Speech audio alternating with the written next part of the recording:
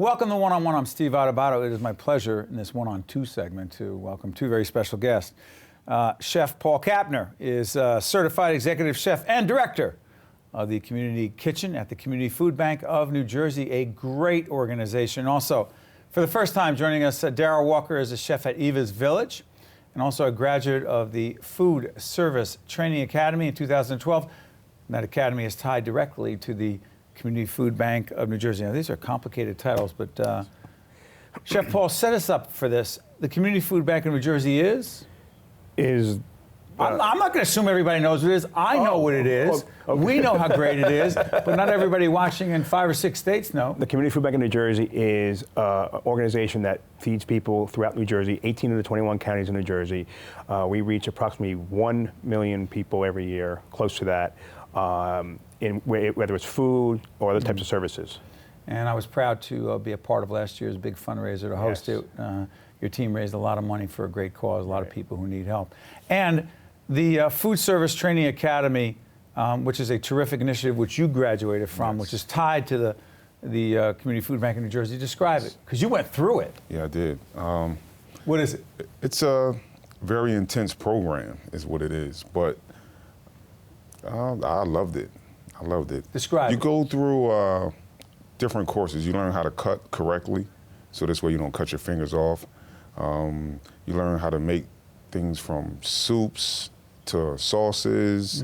You do cuisine. You learn how to deconstruct, like literally like break down a meal and just, it's the same elements, but you put it together a different way. Yeah, but back up, Daryl. Okay. How'd you even find out about this program? I went to prison in 2008, and I, through good behavior, I was allowed to go to a halfway house in Newark, and from there, the food bank has ties with that halfway house, so I heard about it through there. I applied for it because I love to cook. Love? I love to cook. Always? Always. It's been a passion of mine. All right. And from there, I interviewed. After I interviewed, they were kind of iffy about me, only because, I was due to get released before the program was over. So, it's like they want to make sure I come back, I complete the program. But I assured them that I would, and I did. You were committed? Yes, I was. Describe the program. 16-week program, all hands on catering. All hands on cooking. It's mostly production. About 6.5 hours a day in the kitchen, about an hour and a half each day in the classroom, so we challenge them both physically and mentally. Some don't make it, though. Some do not make it. Why not? Because it's a job. You're coming, you're, as Daryl said, you're coming. It is a job. You're coming for a job. You get interviewed for a job. It's like any place else you're going to go for an interview. You get to be accepted into the program. It's not guaranteed. It's a free program, but it's not guaranteed. And I'm going to work you. I'm the like a real job. I'm the employer, and you're the employee. Yes, we're going to train you. You're going to help us produce food for the people in New Jersey. But in the end, I'm going to help you get culinary training. So talk about a commercial kitchen. Talk about, and by the way, you're in Eva's Village right now, yes. and which is a great organization.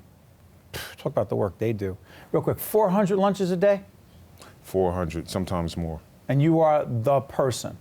Well, lunch, I assist with the lunch for the soup kitchen. But I cook for dinner for the clients there.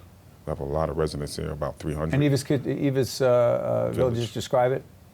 Yeah, we have a soup kitchen. We do breakfast now. It's a new thing we started. So we do breakfast and we do lunch for the soup kitchen. Wow. And then we do dinner for all the clients, all the residents that are there. So the graduates of the academy, they work in all kinds of situations. Correct. Biggest challenge about, you're a chef, right? Because that says chef, Daryl. Yes. Walker.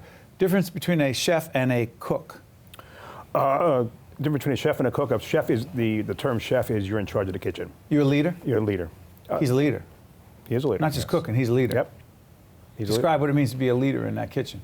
You make all the decisions. It all falls on you. You have to, from top to bottom. If someone doesn't show up, you got to do it. And it's from top to bottom, you're in charge. So I've been obsessing over leadership the last few years, wrote a book called Lessons in Leadership, so I got to ask you, biggest leadership lesson you learned in the kitchen as a chef is? Just having to take over, like having to fill in, like Chef Paul said, if someone's not there to do the job, that they're supposed to do, I have to jump in, I have to step in, I have to complete that task plus whatever other tasks that I'm required to do. Anything goes wrong in that kitchen, is it on you? Yes, it is. Even if it's their fault? Yes, it is. It's on you. It's on me. What's that feel like for you?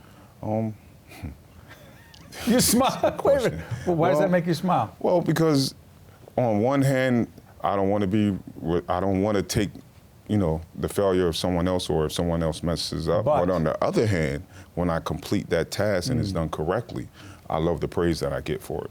What does it do for these, by the way, young men and women? Yep. Yes. What does it do for them, Chef? This program. It gives them self-esteem. Some of our students come out of the prison system, as Daryl was saying, and a lot do not. But it gives them a place where they can grow. In the food business, What are the possibilities? Becoming executive chefs in different locations. It's pride. They can graduate from our program. It means they can almost work in any kitchen. As a cook or a prep cook, a place to start and a place to grow. It's our good friend Josh Weston told me about this. Partners for Health told us about it, and the folks at Berkeley College. Everyone was telling us about the graduation ceremony, how great it is. Now both of you, I see your reaction when I say it. Yeah. What's it like? It's a wonderful feeling, man. Emotional? You're very emotional. You have friends, you have family, like all of your loved ones, the people who supported you from day one. And to accomplish that and for them to see your growth as a person, it's very overwhelming. What did you feel you accomplished that day? That day, Graduation day.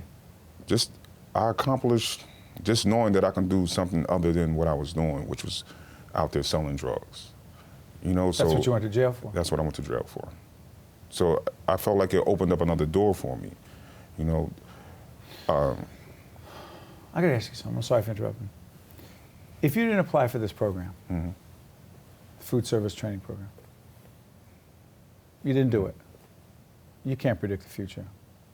Where do you think you'd be right now, other than in this studio with us on public broadcasting, telling this terrific story? Where do you think you'd be?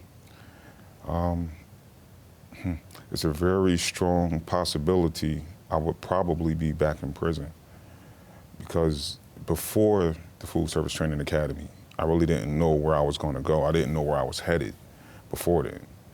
So chances are, because that was my norm, that's what I was used to doing, is going back to the streets, selling drugs and going back to prison. How fulfilled are you right now? Very. How excited are you about the future? Very excited. And your son? My son? Yeah. Real quick. Teach him how to cook? Oh, yes. My son loves to cook. Is it a gene? He comes in the kitchen, he's like, Daddy, can I help? Can I help? I want to help. So, I love it. I love it. Teach him about cooking in life, right? That's right. Give a few seconds left. You got a big smile on when you look at him. Why? Because he's a success for us. I mean, I'm very proud of him. I mean, I couldn't. I can't say it. He has to say it. I mean, he makes us look good. He makes us look good. I mean, he does. I mean, that. I mean, he worked for us for how long? 16 months. About 16 months. Yeah, when he graduated from our program, we have something called CA, Culinary Assistant, and we look for the 2 top graduates to help us train the incoming classes. He's one of the best. He's one of the best. You're a role model now. Yes, he is a role model. You got pressure on you. And what we do is we follow our graduates after they graduate, and we try to stay in touch with them. Make sure if they need help, we'll help them. That kind of thing. So, Chef Paul, Chef Daryl, sound good? Sounds beautiful. We're honored to have you on the family of public broadcasting, and on the Files family as well, and on public radio. Joining us, and we wish both of you nothing but the best. And thank you. We know you'll continue to be a great role model for a lot of people to follow you, including, most importantly, with 3 sons. Yes. Your son. Thank you. All the best. Thank you. thank you very much. Honored to have both of you. Stay with us. We'll be right back. Thank you, both. One-on-One with Steve Adubato has been a production of the Caucus Educational Corporation, celebrating over 25 years of broadcast excellence. Funding for this edition of One-on-One with Steve Adubato has been provided by Partners for Health Foundation, Berkeley College, Josh S. Weston, Meridian Health, PSE&G, Health Republic Insurance of New Jersey, and by Cone Resnick, Transportation provided by Airbrook Limousine, serving the metropolitan New York, New Jersey area.